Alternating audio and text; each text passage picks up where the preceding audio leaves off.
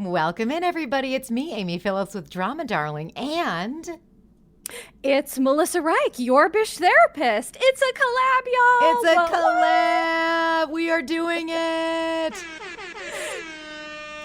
This is so exciting, Melissa Reich. Obviously, you, if you're listening to both of our podcasts, we're posting this on both of our feeds. So hello to all the Bish therapists out there who listen. What do you call your Bish therapist listeners? Anything in particular? I mean, I don't know that we've come up with a name, but I'm pretty sure the default is just Bishes. I'm pretty sure. Okay, hello, Bishes. Yeah. And thanks for listening. I hope you enjoy this podcast. And if you do, then please come on over and subscribe, follow me over at Drama Darling, wherever you get your podcasts. And you can always subscribe to my Patreon, and those are ad-free. Also, I'd like to make a note that, guys, if you're listening to this, I figured out my ad situation. So there won't be as many ads, programmatic ads, in my episodes. Yes. That was a little confusing. I didn't know there were so many. I did not do that, but I was alerted. And so now it's not going to be as intense anymore. So anyway, and those of you who, my darlings, you know who your Bish therapist is because we talk about her all the time. She's been on my show several times. And obviously she has her own podcast. So please subscribe and follow her as well. Podcasts available anywhere you get your podcasts. Yes, thank you. And Amy, I will tail off of what you just said, which is that same goes for me. There were millions of ads. Amy, my fairy godmother, helped bring it to my attention. It was not us. It was not a choice that we made, but we have remedied that situation. Yeah. So I just wanted to let my peeps know too, because I went from having like 2 ads to 200. Yeah. So, sorry about that. We did not know. Sometimes these things happen in the podcast world. And, but look, That's right. We've figured it out. So, you're probably wondering what we're doing today. And that is because it is very important for us to wrap up the season of Secret Lives of Mormon Wives, which everyone has consumed. And I think, Melissa, you and I might be the last 2 people on earth to finally talk about, the end of it, because the way that we've been doing it, unlike probably other podcasts, and that's why I'd like to say our podcasts are fantastic because we take our time with the content. Yeah. We didn't just do the entire season. We broke it down. Okay. Right. Melissa broke it down on her podcast. I broke it down on mine. So today we meet at the end in the last 2 episodes. So we will be recapping episodes 7 and 8 together. Mm-hmm. Wow. And what a doozy they were. Amy, what a doozy they were. Indeed. I'm going to welcome you in. That's actually them being welcomed in when they got their laughing gas. I mean, they got some work done, but they got their laughing gas and they got welcomed in. So there you have it. I love that. Thank you, Amy. Thank you for welcoming me in. Where is my laughing gas, I ask you? Where is it? I know. Where it through life. I know. So where is it? You know what? You don't need laughing gas with us. You're going to get a lot of laughs today. Wow. Good point. Okay, so the way we're probably going to do this, we're going to figure it out as we go along. But what's going to be really fascinating, especially to me, is that Melissa is a therapist. And so her angle is going to be very different than the way that I've been recapping it. So it's going to be really interesting to hear her takes and her insight on a lot of these people. So we will kind of dive through. I think we'll certainly be able to get into the nuts and bolts of each individual relationship as we get there. And I'm fine to zig and zag wherever we go, Melissa. Well, I'm zigging your zag, girl. So let's hit it. We're in it together. Well, let's zig on over to the Chippendales. And this is episode 7. And Jen and Taylor, they leave Chippendales. They go back to that house, and because Zach and Dakota are mad. And then Demi is, and I know you'll probably speak to this, which is that she is such a great voice and someone who articulates so well what is happening in the scenes, as well as, I would say, Macy. And I'd love to hear your thoughts on that. But Demi, in her confessional, says this is an example of the misogyny going on in the Mormon church. and like this needs to essentially stop because they're doing whatever they want, and like Zach is out gambling, but it's not okay for Jen to be there. Dakota's upset. Mm-hmm. So we finish up everything at the Chippendales. Layla gets pulled on stage, blah, blah, blah, blah. And Dakota is just spiraling and is on the phone being like, I'm just imagining a Chippendale dancing on Taylor while she's 38 weeks pregnant with my kid. First of all, I hate it when people like say kid. It's just such a weird phrase to me. I don't know why. It's just odd. Well, Amy, can I also point out he said my kid? Oh, my. Yeah. I don't know why I'm focusing on kid when he said my. Thank you. Yeah. And I'm like, bro, this is not like, it just is indicative of Dakota's sense of ownership over human beings. I really have, my listeners know, and now your listeners will get to hear that I have very serious problems with Dakota and Zach. And I am happy to discuss it with my whole chest because yes, I mean, listen, I think the word kid too, it feels very detached. Yeah, and that's what it is. Thank you for, see, these are the things that I learned from you.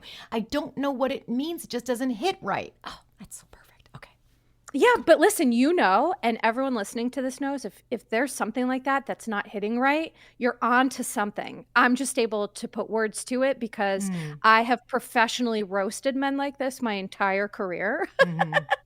And so I think, the choice of my baby, it's not your baby, was odd. And just the whole process of them going to Vegas was just, I guess I would throw a title on it of coercive control. That's kind of what I've been calling it. And, so Zach had to, I get them so confused. Dakota had to apologize to Taylor so that he could still come on the trip, so that he could police her, and so that he could, have his temper tantrum about my pregnant girlfriend shouldn't be having the time of her life at Chippendales. That goes against my tiny little king baby ego. Do you think that these ladies should have told whomever that they were going backstage at Chippendales and meeting them? Does that make any difference in the real world in terms of being honest? Okay. Of course. So I think that one thing that I said is that Jessie, who kind of planned all of this, she has said in this episode that she had an ex-husband who was similar to Zach and to Dakota. And so what frustrates me about that is if you know then how irrational these men can be due to their own stuff, I think not letting the ladies know and taking away their informed consent for me in the real world was problematic, right? Because Jen may have made the decision to not attend. And so I think that Jessie, even though maybe she was married to somebody who was like Zach, she clearly has forgotten what it is to, it's not just about going and doing something fun when you have a husband like that. It's about so much more. And so I do think that was a little bit of a setup for everyone involved, truly. Yeah, I do think that's messy. And not for nothing. And by the way, I do feel like there are plenty of people out there who practice the Mormon religion that live perfectly healthy, happy lives. And so I'm not coming down on that, but I do feel like not even in the Mormon religion, but in any kind of relationship or marriage, if there is some sort of weird trust issue, or perhaps there's a history of cheating, or I don't know, or maybe somebody's just not comfortable with or doesn't understand the Chippendales show, where like for women, it's just a little bit different. It's not as sexualized for us. It's just kind of stupid. Whereas when a man typically goes to a strip club, it can mean something different. It can have different varying results, if you will. So in many ways, I think that these guys in this case are equating it to what it would be like for them in a strip club. And they don't understand. They're naive. They don't get it. And so in many ways, I do feel like, Jesse set them up and didn't allow them to respect whatever communication they have going on in their marriages and put them in that situation. And a lot of people who aren't Mormons would be uncomfortable backstage at Chippendale. I mean, it doesn't have to Not be me. because of that. I'll go.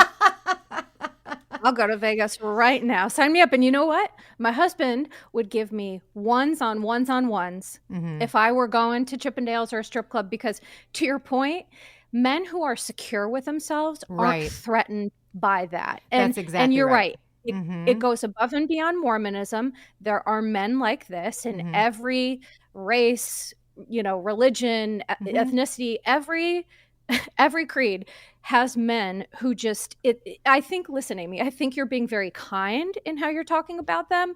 I think you're giving them too much credit.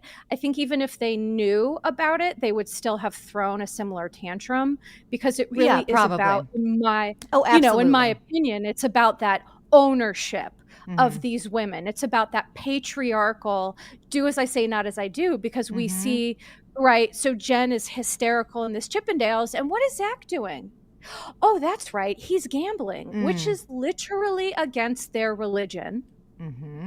Number one. And number two, that money was brought to you by Mom Talk. Yeah. So brought to you by. It's just wild. Wild.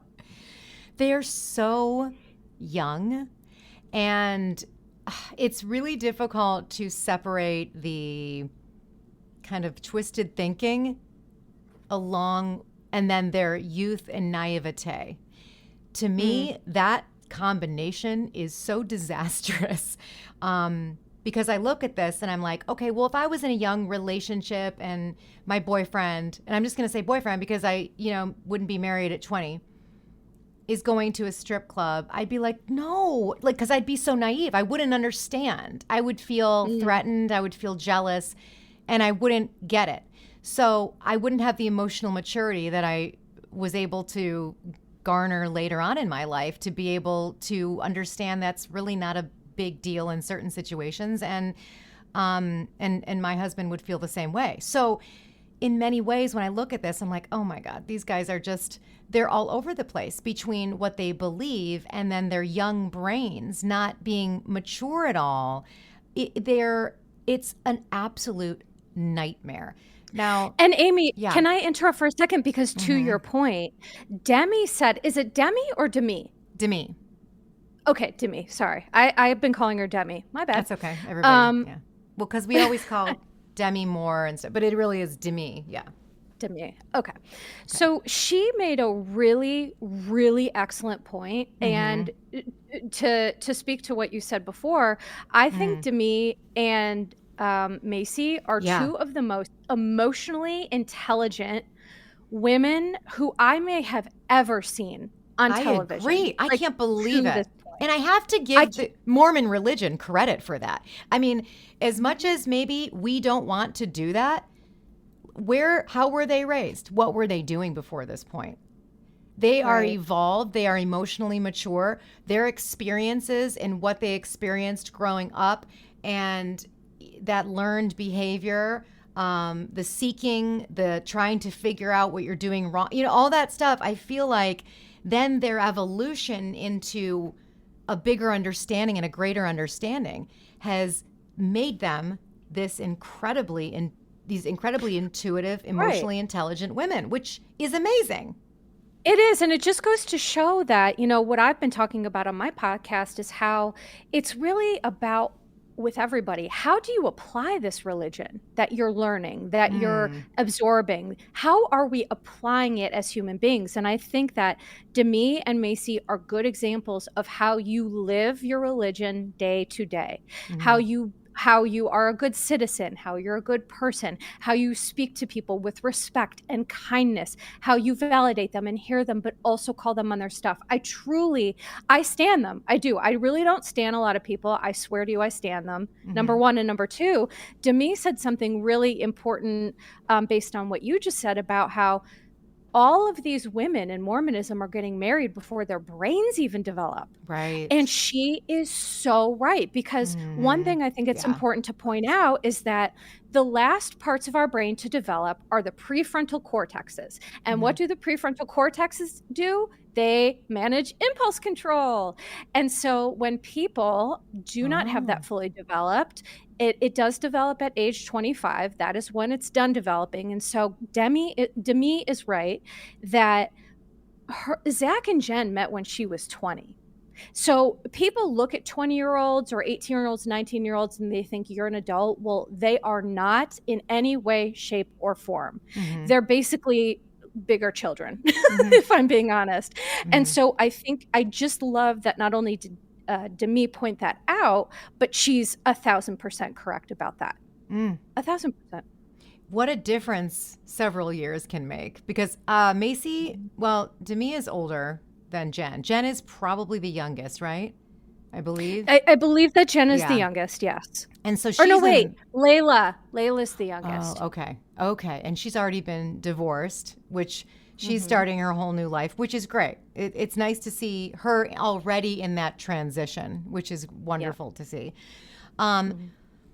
Now, when Demi said to Jen that Zach is threatening your marriage after you've had 2 of his kids, done nothing but support him, paid for his medical school, that's gross. And she continues they keep trying to confront Jen and tell her how messed up this is up until the very last episode, to the point where I felt so bad for Jen because Jessie was kind of piling on. She's like, he treats you like shit, I'll never be in the same room with him.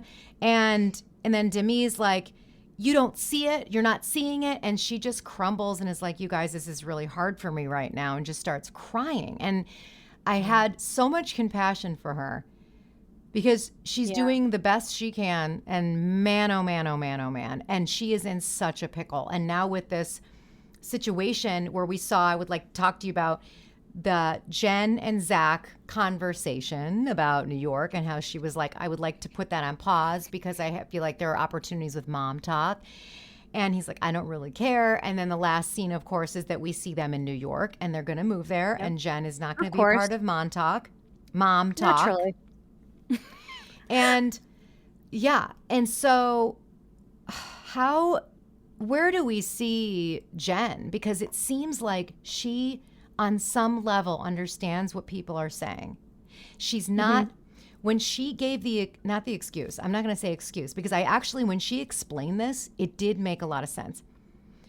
After she left, that night, and then she left that party, the baby mama party, all this stuff, they're seeing her like kowtow to Zach. Well, one of the things when she left Vegas in the middle of the night to go be with him because it was just such a mess, the next day she said, let me explain what happened. And she was like, oh, it was great. We really had this great conversation. It was like really a breakthrough.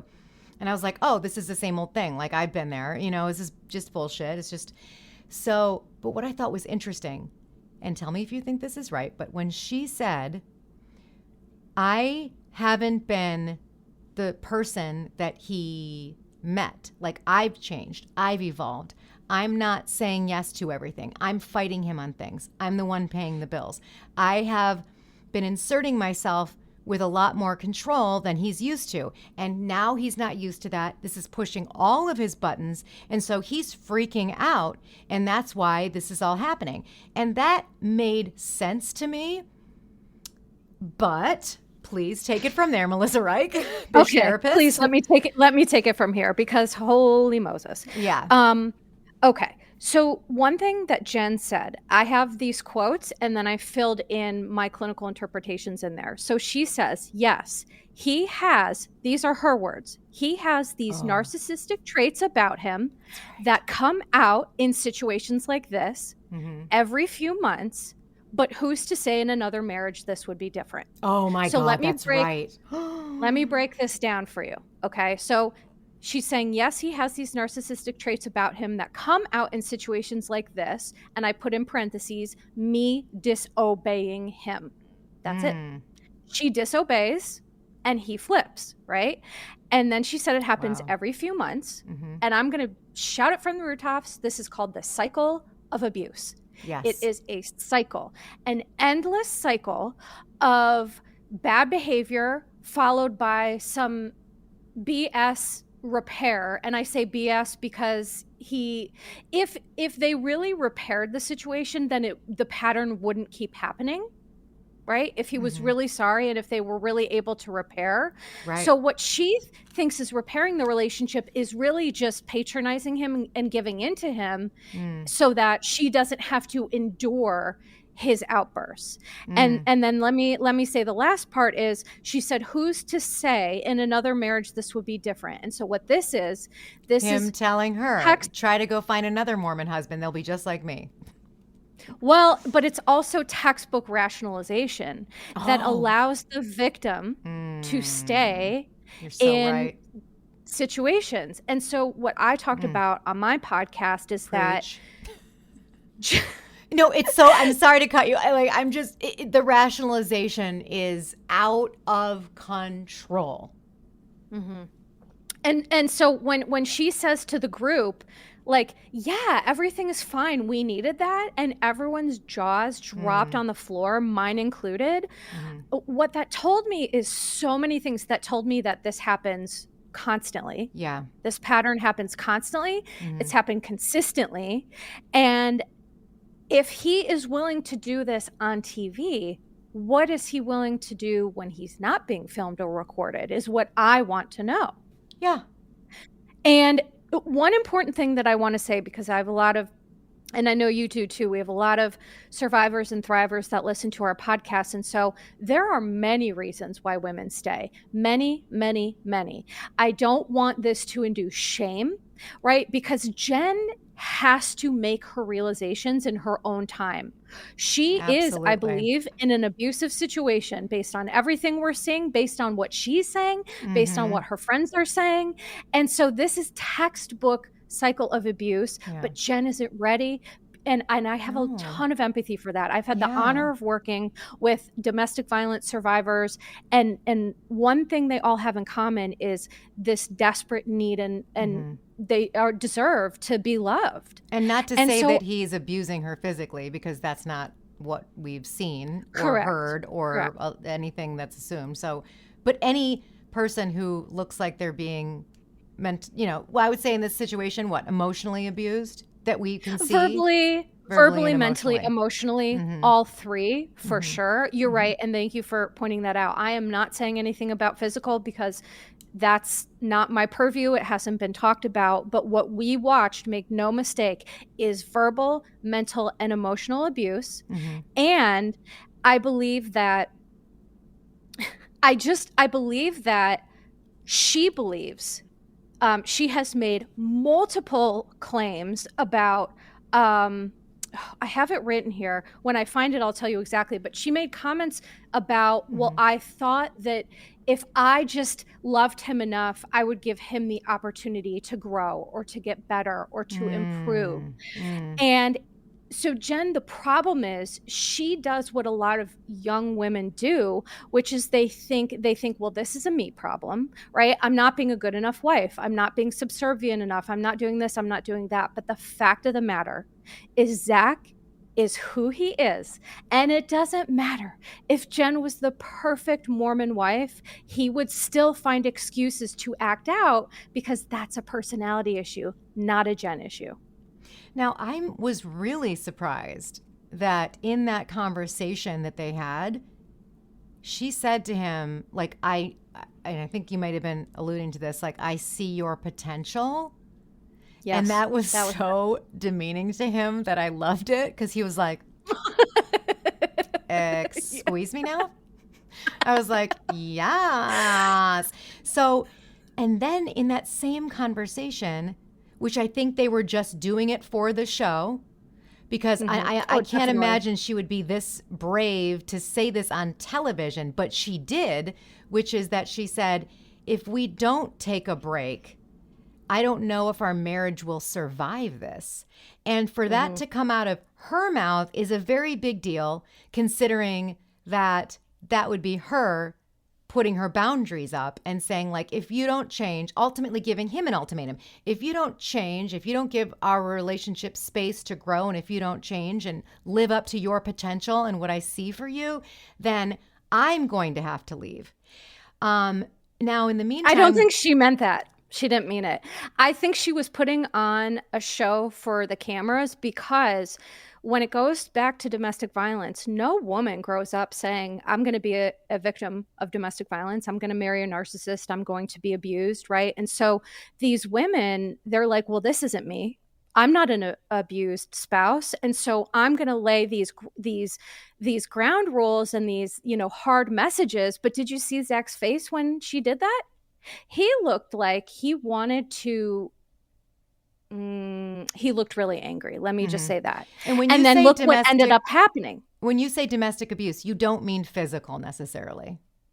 Correct. Okay. Correct. Because let me be clear, domestic abuse involves any sort of abuse, physical, emotional, mental, all of that. Okay. So yes, thank you. Yeah.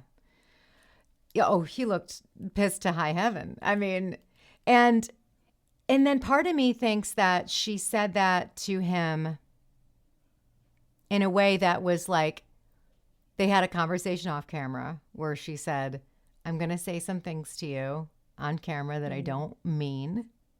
Like she negotiated with him to save face with the audience.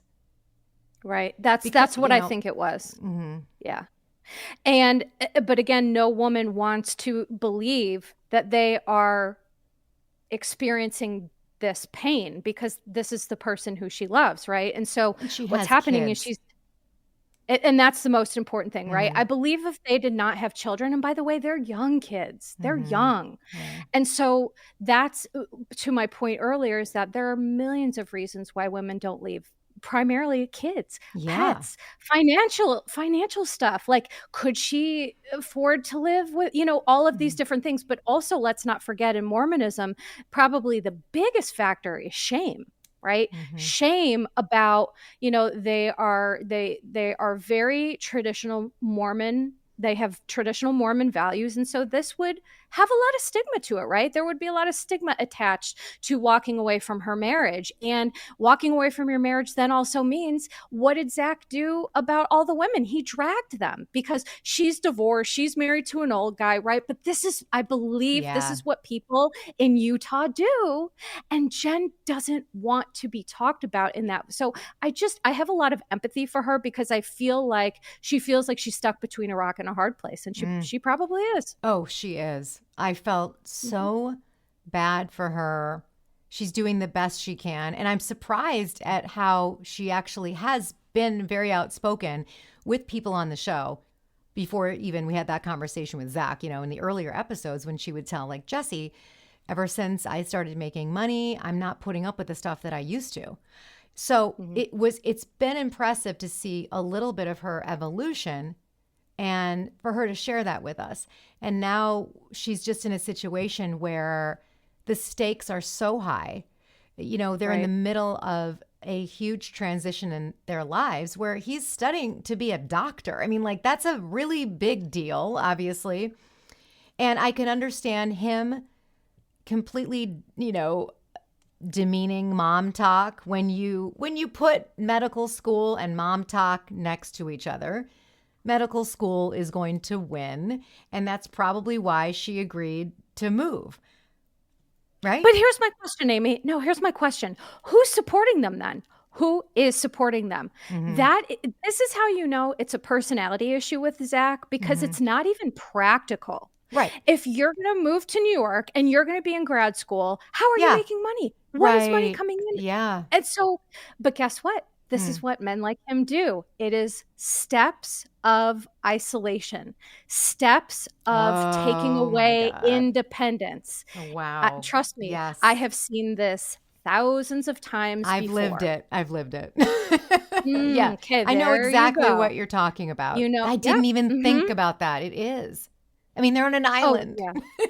They're literally on an island, away from mom talk, away from any of her friends or family, by the way. And number two, the fact that Zach is going to be a doctor is just hilarious to me, because I have a lot of medical trauma. And if I saw him as a doctor, how do you think he's going to treat his female patients, by the way? Absolutely. I mean, right? absolutely. Right? He's not going to listen to them. He's not going to believe them. He's going to be completely misogynistic. He'll be the worst doctor. Well, I hope when he gets his license, I'll go see him and I'll make him brand new. I'll make him brand new and I will teach him what it is to listen to women. But anyway, I digress. Melissa's going to teach him a thing or two. I'm going to teach him, honey. Do you know where they stand to this day? Are they like, they're still together and in New York and he's in medical school? Is that what's happening? Do you know?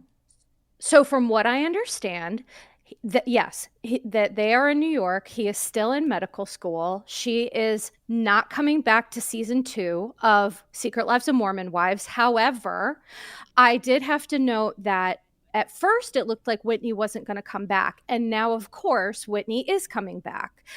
She is coming back? I didn't see that news. Oh, that's amazing. Yeah. Okay. She released a reel. I'm glad. A reel of her and Connor where she was like on this old flip phone and it was like Whitney added back to the group. And I'm thinking, after the season finale, which I know we'll talk about, like how, but whatever. My point is that Whitney's need for attention is greater than anything else on the planet. So there she'll be. Good, because they need a villain. I mean, you do need to have some sort of villain. You need to have that push and pull. And she's such a fascinating, delusional person that you just love to hate.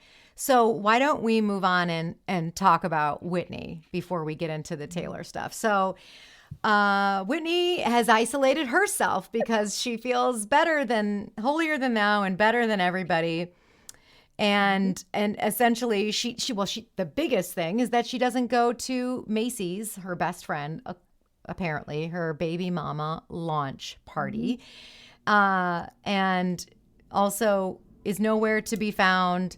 And then it ultimately turns up at Michaela's birthday and they're not even friends. And she walks in like the cat who ate the canary and pulls Macy aside. And they have a conversation in which Macy was great. She just perfectly articulated everything she needed to from an emotional standpoint by saying, like, you're still in the doghouse, but thank you for the apology, essentially. And Whitney is just the constant victim. Is that right? Melissa, please give me your take on Whitney. Oh, boy. I have a lot of takes on Whitney. Again, I'm happy to shout them from the rooftops. I call her Whitney Avoidance Levitt.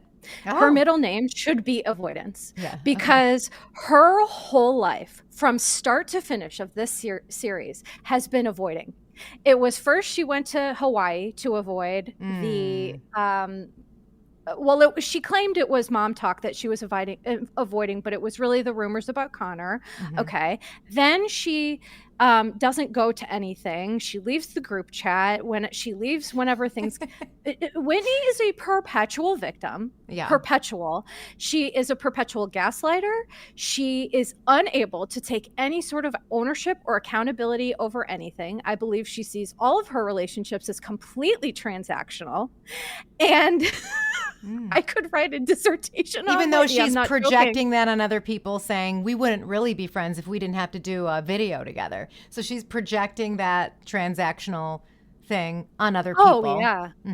Yeah. And here's the thing. She's like, she does all these things. She projects. She doesn't even do it cleverly, though. It's not even like it's so easy to see. Right. And I think that she just like has this desperate need for attention. And some folks who don't get the love and support that they need growing up, they will take attention any way that they can get it, whether it's good or bad attention. And usually you see that in children and adolescents, but you certainly can see that in adults. I think Whitney is extremely emotionally immature. And one thing I wanted to say that I thought was kind of funny is she talked about homesteading, and one of the producers called her out about the isolation of that. And I'm like, yes, thank you, producers, because homesteading is fancy and sustainable isolation. It's eco-friendly isolation. Oh, that's so interesting. Yeah. So I'm I did happy to not break hear the down. producer say that. I didn't hear the producer ask that question. I completely missed that. That's really great. Yeah. Wow. I was impressed with that because I'm like, oh, good. These producers are sick of her shit too. Well, yeah, and especially in light of all the trad wives situation, out there with Ballerina Farm and Nara, all of these Mormon influencers. I do Right. want to break that down, and I also want to say, Connor spilling the Las Vegas tea to Whitney was witnessing the greatest moment of his life. Um, For sure. He's like, the heat's not on me anymore. Yeah. like that to me in the background hanging there with Whitney is like the wildest thing to watch because she's not going to do anything about it. They're just not going to do anything about it. They're just going to move on and not. And have another baby. I mean, Yeah. here's the thing, Amy. These relationships, to make a relationship work when you have partners like this, it requires a lot of ignoring, a lot of avoiding, a lot of stuffing, a lot of pretending. And listen, I don't begrudge anyone the chance to have, their children and their family. But in my opinion, some of these women will do so at the cost of their own happiness. And they just don't even seem to think twice about it because I think that this is what's modeled sometimes in the Mormon religion. It's not about being happy. It's just about staying married. And it's like, well, Mm-hmm. that's slavery. Mm-hmm. That's not what marriage is. So Mm-hmm. I think some of it is symptomatic or Yeah. problematic of, some That's of those just what you tenets. do. It's what you do. And then, perhaps that really feeds into her behavior of why she's acting the way that she's acting because of everything that's going on here. And Mhm. I mean, we saw how her mom didn't give her the sex talk, but I also didn't really have much of a sex talk either. But the point being is that her mom was avoiding that, obviously. I'm sure my mom was too on some level, but like, you know what I mean? But those are patterns of avoidance that you've seen and then you're emulating them on some Correct. level. Correct. Mhm. Whitney's mom, Amy, I want to say this really quick. Whitney's mom made a quote that I wanted to point out. She made some comment about you have to be careful about too much Mm. temptation or about having too much pleasure. And so what I think is interesting is that Whitney's family, I'm assuming like many Mormons, there's this generational trauma of avoidance passed down from generation to generation because avoiding temptations is not the way to learn how to manage them, right? It's a great way to learn how to have problematic skills. Mhm. So my point is that Whitney wasn't taught to face things and address them and deal with them. It's in her family, it seems the Mormon way is to just have another baby, pretend it doesn't exist, don't get too. Whitney did the same thing that Jen did with Zach. She did the same thing with Connor. It was just like, well, ladies, here it is. This is the situation, but we're moving forward and I Mm. trust him. And then it's just like, you never heard of it again. So to me, I'm seeing patterns in these women's relationships. Mm. And that's And all they I wanted wouldn't to mention. be, that's such a great point. And we wouldn't necessarily, I mean, it wouldn't stick out if the other women weren't all like some of the other women are seeing it for what it is. So they're able to Right. call it out, but it wouldn't be called out because that's just how they live, And when I Right. say they, Right. I also don't even mean like just the Mormon community, any dysfunctional relationship in any religion everywhere. But because we're talking about this show and these Mm-hmm. patterns, that's why we're leaning into that. But yeah. And so Whitney being the constant victim, she's like, they don't check on me. She's talking to Connor while she's like hammering together something to make it look like she's a homesteader. She's like hammering together a Right. ladder or some bullshit. And she's Mm-hmm. like, they don't call me or check on me. I love what Mom Talk stands for. And I feel like I have so much, like I give so much to this platform and I can continue to do that, but I just don't want to do it with this group of women. She said group of women, which I don't. Danielle Staub. It's exactly what I thought. They don't know what the plural of. Thank you for knowing that. Thank you for knowing that. Oh So my God. That's amazing. Now, the other thing is, I just want to quickly mention that I'm just going back to Vegas real quick.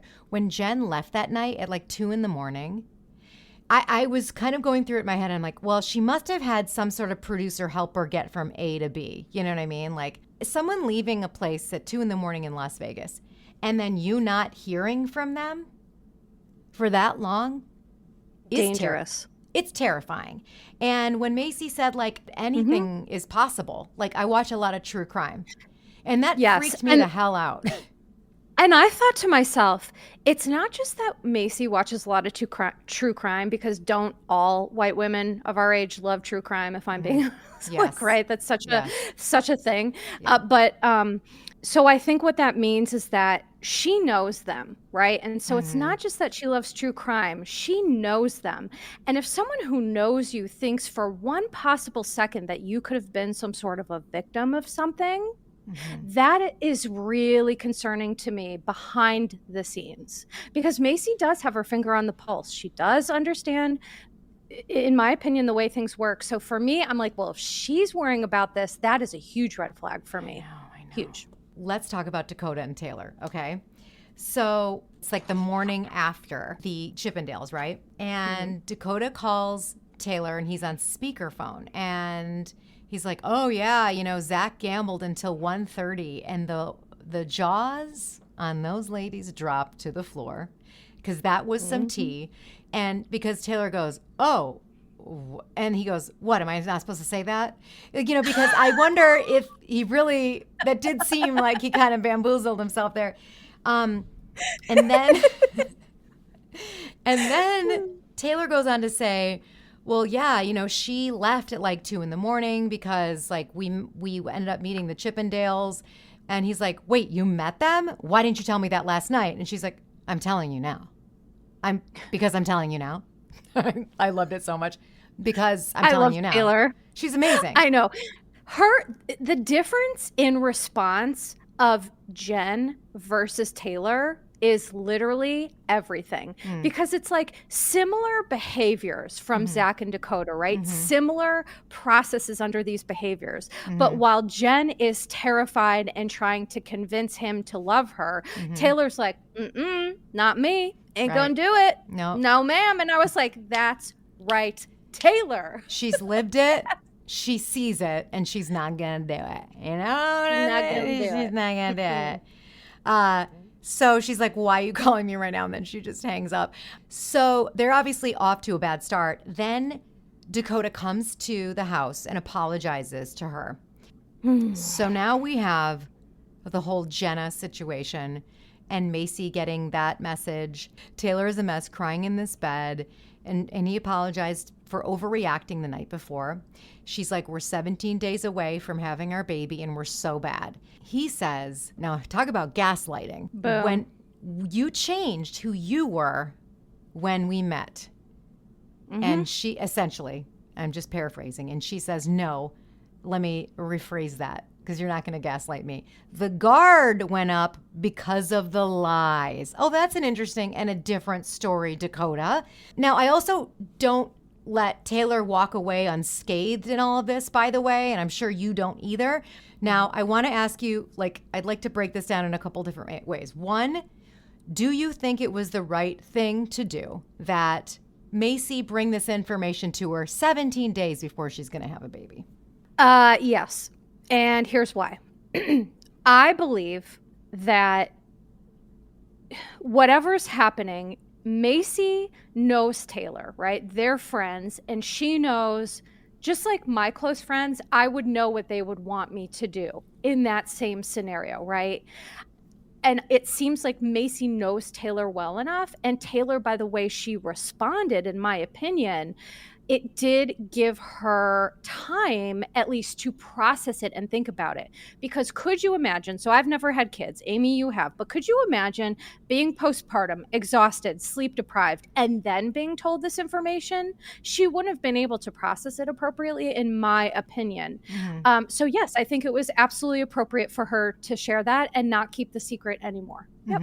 Yeah, I agree. Now, if I could just jump to the very end, which is obviously the cliffhanger for next season, which is that Macy calls Jenna on the phone, who she is assuming that this message is referring to, that Dakota slept with Jenna.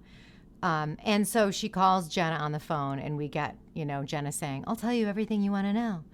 So, and at that point, for me, after she's already spoken with Dakota, she's already spoken with Taylor, it is what it is. Now she's literally going to have this baby.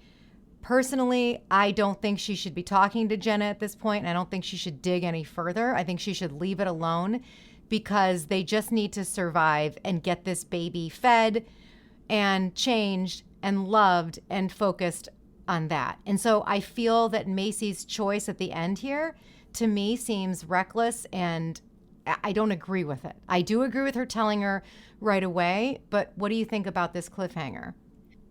I fully agree with you, Amy. I think that, one of the terms that I've been using on social media is about a drama triangle.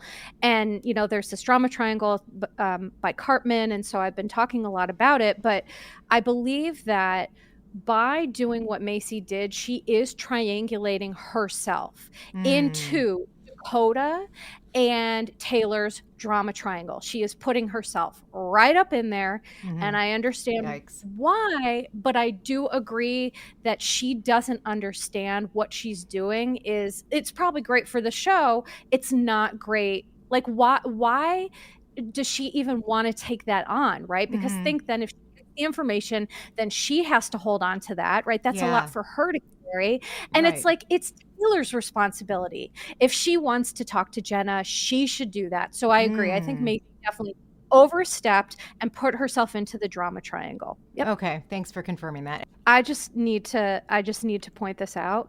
So if you're giving an apology to somebody and then 2 minutes after that apology, you try to blame them for being a different person, you were never sorry in the first place. So Dakota, it's about appeasing Taylor. And why they're in this toxic merry-go-round is because he keeps doing the same thing, and he wants ownership. In my opinion, he wants ownership over Taylor. He's saying, I want you to surrender to me. He said that to Taylor. So that tells me he wants ownership. He talks about my baby. He talks about my girlfriend, at Chippendales. So not only do I believe he wants ownership, I also believe that he's not sorry at all. Because that when you apologize, it should be for you, and that's it, and not dependent upon what the other person does or doesn't do. And so for him to then immediately go to gaslighting her about how, which is what it is, how you're different, that immediately takes steps back from the accountability that he just took. Okay. So I want to be clear about something. People who have narcissistic traits and tendencies, they can appear to take accountability, but then their behaviors tell that they don't really mean it.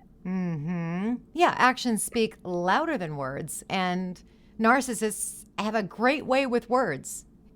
Great. And then they never back them up. Some of them don't. Oh, and some of there you go. I should correct myself. Some of the ones that I've known can, throw themselves on the ground and be as sorry as possible, but then do the same thing the next day. And it's like, right. It's just a bunch of bullshit. Now, this is where I have like several questions for you. So bear with me now. So Dakota, everything that he says from here on out, from this scene with Taylor and the scene in the car with Macy, which was intense, is him lying. I mean, it's just him straight up lying, and you can see it plain as day. And Taylor is saying to him and essentially threatening him, and I understand, if this did go down, I will find out. And then he projects onto her and says, vice versa. I'm sick of hearing the same thing over and over again, and I never hear I'm sticking around. Okay, so he's flipping it. She says, that if things come out, I'm going to end things with you. So here's where I am looking at this, and I'm going, is Taylor putting and also put Dakota in an impossible situation? And let me explain this, okay? One, did she put him in an impossible situation when we found out, not from her mouth, but from his, that she said, you can go and do whatever you want with whomever you want, just don't tell me. And then the night that he did that, he didn't tell her because she told him not to. And so he lied to her. But now she's saying, you cannot lie to me. And how dare you lie to my face and then go be with someone? Well, what does she expect him to do? Because she doesn't want to know, how is he not supposed to lie? So that to me is very confusing. She almost set him up for disaster. So in some ways, she's trying to self-sabotage this, which, by the way, at one other point, somebody said, and maybe it was Zach, or it was Dakota, but one of them said, you're self-sabotaging me. When it was like... Dakota what? said that. Oh, Dakota said that to Macy, right? He said that to Macy. You're self-sabotaging me. I'm sorry. Can you take the self out of it? You're such a narcissist. That makes you can't no even... sense. Yeah, it makes no sense. So Taylor almost like is saying, go do what you want. Like it's an open relationship. It doesn't seem right. I agree. And listen, those are valid points. The one thing I can say for Taylor is she admitted, and I wrote this in all caps, she admitted that she's miserable and she admits she self-created it. And that is one of the things that I love about Taylor is because she can say, here's how I've participated in my own demise. So I don't know what specifically she knows that she's done, but you have a valid point here. My interpretation of this was that, yeah, she said those things to Dakota, but when she asks him, he lies to her. So it's the lie that's the problem. It's the lie that tells her, well, I can't trust you because you said no, and now we're seeing these things. But and she told him not to tell her about being with other people. So I guess I don't understand how he's supposed to tell her when she told him not to tell her. Well, and in fairness, listen, I don't remember hearing that part where she said, but I know that you're telling the truth, is that I don't remember her saying, don't tell me about it. But I think, listen, and you're right, she gives him mixed messages because my theory about Taylor, and I've gotten a lot of feedback about this from other folks, is that her mom and dad are so awful to her that I believe that she was never given the unconditional love and support that she desperately needed. And so now she's looking for it in a partner. And unfortunately, the only two people on this planet who are supposed to give us unconditional love and support are our parents. And so when we don't get that from our parents, then we look for it in other people who it's not appropriate to give that to us. Dakota, for all intents and purposes, he's not supposed to give her unconditional love. There are conditions on romantic relationships. And of course, Taylor plays a role in this dysfunctional relationship because while she's saying to him, I'll leave you, guess what she's not doing? She's not leaving him, right? She's saying that she's going to leave him. She's talking a big game. She's acting like she's really tough. But then when it comes down to it, she's not making any changes. So she looks stronger and tougher than Jen. But in my opinion, they're both doing very similar things. Yes, but he hasn't actually told her the truth. So she's living in this world of ambiguity. Right. Yeah. So she can't leave. I mean, if she's going to believe him. But deep down, she knows. She has to know. I mean, he's lying. You're watching this. I don't even know Dakota. And he's lying. I can see the lies all over his face. And he pretty much said to Macy, like, I couldn't believe how transparent he was being. And she didn't actually, I mean, I don't blame her for not picking up on this. But in the car, when they were having that very strange drive for 15 minutes, I was so uncomfortable, by the way, them being in a car together. Same. Like, why didn't they just get out of the car and talk on a park bench? That was so fucking weird. It was so weird. And also, I did feel concerned for Macy because Dakota is very unpredictable. And I knew that he was emotionally dysregulated. And so I just did worry about that. But listen, it worked out fine, but you're right. There were a million things in that conversation to me that were red flags. Yes. A million. So she's explained to him, I chose to tell her now instead of postpartum. She's like, because I think that would be better. And he said, but is that better? Meaning, like, could you not have done this? Could you just have waited? Because is it really better to do that right now? I'm trying to have a baby here with this woman, and she's a mess. Please let me try to handle this, and we'll deal with all that later. You know what I mean? Like, that's how I feel like he's doing it. He's sweeping it aside and going, yeah, there's a shit pile here, and I know I'm going to have to clean it up, but I don't want to deal with it until this baby's out. You know, that's how I see him. And I have a very different take on that. Oh, tell me. Okay. Because so yes, I see what you're saying, but then he tells Macy, he said, the issues that we're having in this relationship are due to you. You are sabotaging us. And his life, here's the thing. This is exactly what a controlling person would say. And his life would be easier if Macy was the problem. So what I'm saying is, in my perspective, which I'm not saying I'm right, I'm just saying I perceive him again to be talking some good talk, but then he goes to playing the blame game. And Macy even says to him, she says something about you want to blame me. And he says, I'm not looking for someone to blame. But then he says, you're the only one to blame.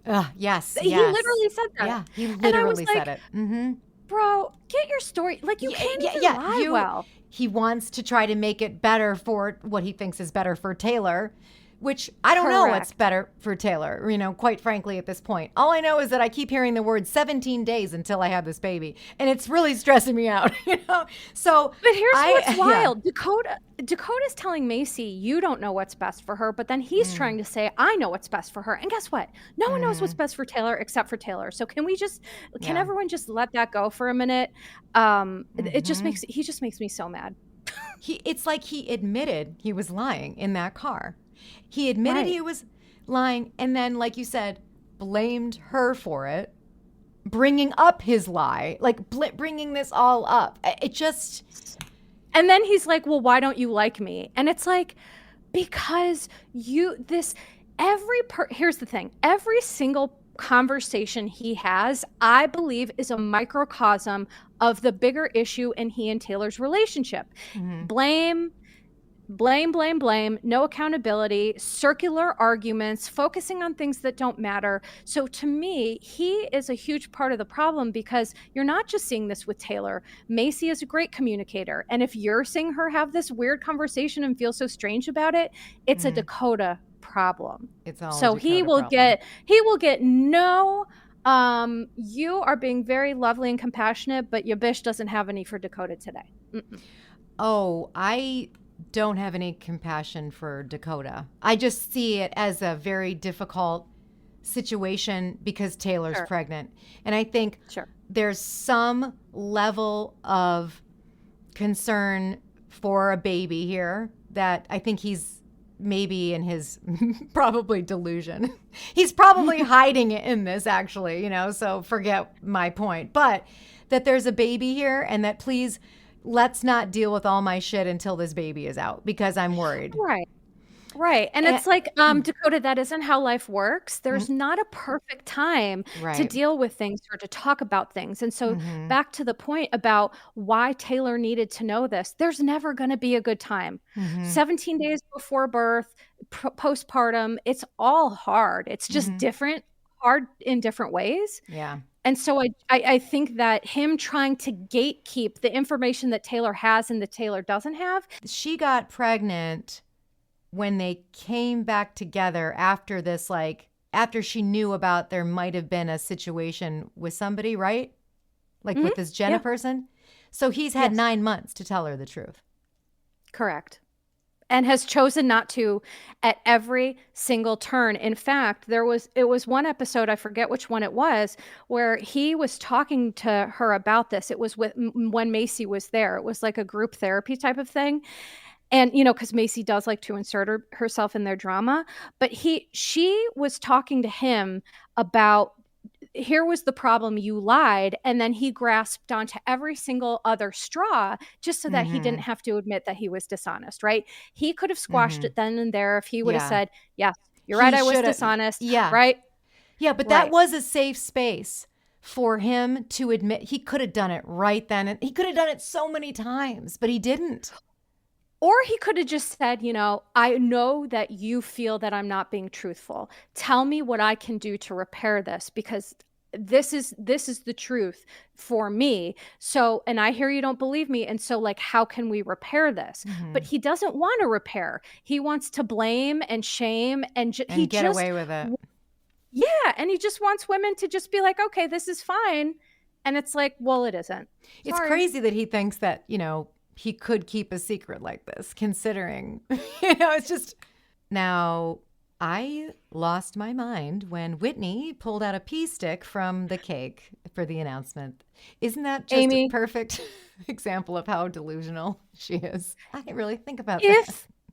It was the most perfect example of what on earth is wrong with this woman, that she legitimately thought it was appropriate to put a literal pea stick, a pregnancy test that she peed on, in a cake, and her response was, well, I covered it. She put the cover over it.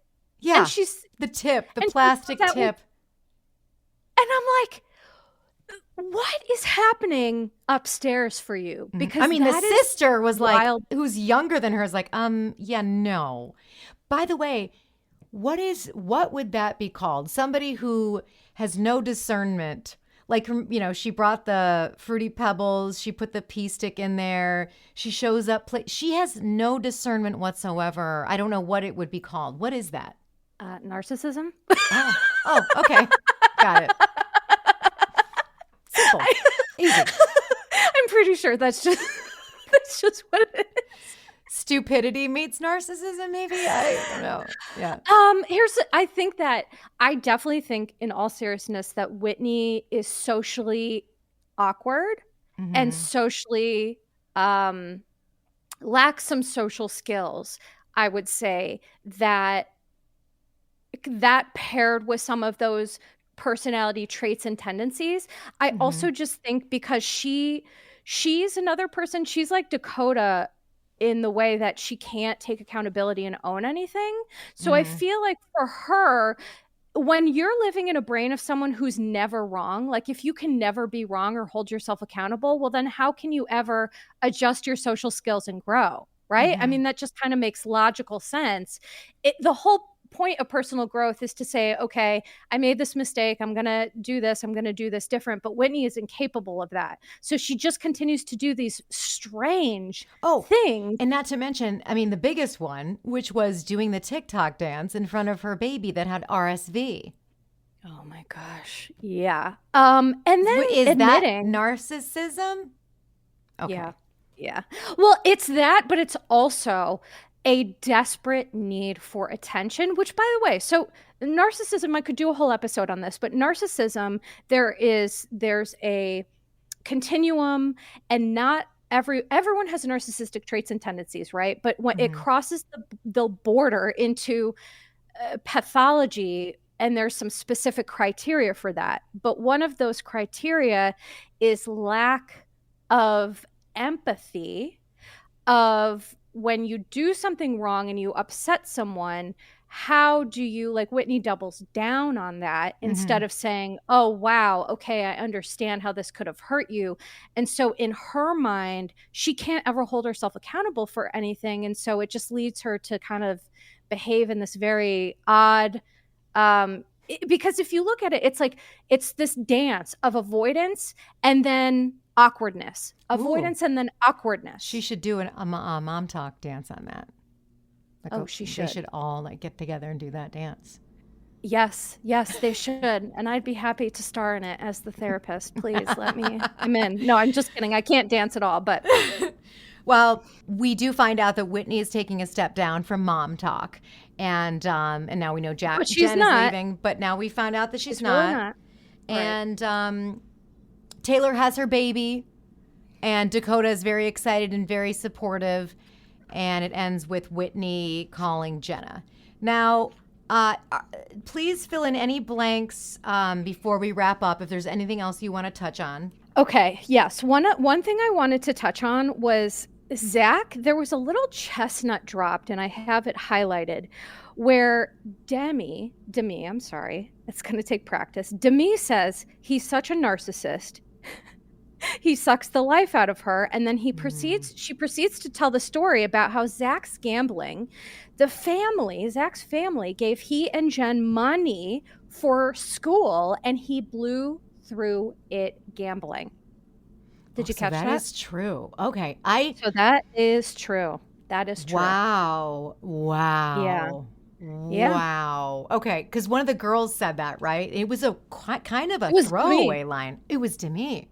Okay. It was Demi, and it was a throwaway line, but your bish catches all the good stuff. Oh my God, that's so crazy. Right. And so it's like, and the other thing I did want to say is, like, Jessie, she laughed and she said about Zach that she gave him serial killer vibes. Yeah, and compared him to Ted Bundy. I thought that was so hilarious. But I think the most concerning thing is when, and again, this was like a little throwaway thing, but when Jen is talking to Zach in their living room and he looks like he just wants to explode, Jen's talking to him about how mom talk is so important to her. And his response was, I don't care. I don't care. They're not significant. And so my point in saying this is because, I may do an episode about narcissistic personality disorder and how that can cross the bridge into psychopathology. Because what I'm telling you is that is a wildly atrocious response to the mother of your children about something that's important to her. It's abhorrent. And the things that he texted her that night in Vegas that they all saw, horrible things. I'm done. We're done. I'm like, yeah, that's what you say when you're in a relationship, when you're in your early 20s and you're not married and you don't have kids and you don't know what a relationship is like and you've got no impulse control and you're just a mess. Those are the things that you do when you're young. And that's what they're doing in this marriage. It's like they're playing house and the stakes are so high. They're so high, and I'm really upset that Jen's not going to be back because I would bet every single dollar that I own that this relationship will crash and burn. And I hope for Jen's sake that she realizes that she deserves better. And so do her children, because the last thing that I'll say is that even though the ladies in their intervention with Jen, they did go a little hard, it was really overwhelming, but Jessie made the most solid point, which is you are teaching your children how to be loved and love other people. And I just thought, snaps, because that is, kids don't learn by what we say. They learn by watching what we do. And when they watch this man treat their mother in a certain way or talk to her in a certain way, that is what is so dangerous for these children. So I just hope that Jen and her children, they are okay, they are safe, they are happy, whatever happens. But any people listening to this, please know that if anything we've said has resonated with you, it is not your fault. You're not alone. And I just send everyone dealing with this a ton of love and support because, Amy, as you and I both discussed, it's very nuanced, it's very complex. And I want anyone listening to this who's been a victim, is a victim, to know that you are loved, you are supported, you are not deserving of any of this treatment. There you go. Yeah. Amen to that, sister. What an amazing collaboration. I just could talk to you all the live long day, Melissa Reich. Right. And I'm so happy that I got to get in the ears of your listeners. So to your listeners, I will say, please check out Drama Darling Tuesdays and Thursdays. If you want to hear any pop culture recaps like Real Housewives, Mormon Wives, some true crime, things like that. And then over on patreon.com/Drama Darling, you can get Monday, Wednesday, Friday recaps over there. And Melissa, will you tell my darlings where they can find you? Well, of course. And first of all, I just want to point out, please check Amy out. You are so talented. And I always tell my audience, I do. Well, I talk about you and I'm like, I think in Amyisms, like today I was getting ready and I pictured you doing that impression of Martha Stewart, like about beautiful, beautiful. Beautiful dog. Yes, beautiful. Yeah. Very, very beautiful. Amy does impressions. She's hilarious. So please go check her out. But yeah, so you can check me out at Your Bish Therapist on Instagram, TikTok, Facebook, and on YouTube. Just have a little brain fart. And on YouTube, yes. It's a lot. It's a lot to do today. I mean, we covered a lot. Thank you so much. We're just delighted that we could do this for you guys. So thanks for listening to us. Thank you. Yeah, we'll be back together another time. So bye, guys. Thanks for listening. Bye. Disclaimer. Posts are not intended to diagnose, treat, or provide medical advice. Your Bish Therapist is for entertainment and informational purposes only. The podcast, my opinions, and posts are my own and not associated with past or present employers, any organizations, Bravo TV, Greyheart Productions, or any other television network. The information in YBT podcast and on its social media is provided for general informational purposes only and is not intended to diagnose or treat. Please do not act or refrain from acting based on anything you read, see, or hear on YBT podcast or associated social media. Communicating with YBT via email and or social media does not form a therapeutic alliance. Melissa, operator of YBT, is unable to provide any therapeutic advice, treatment, or feedback.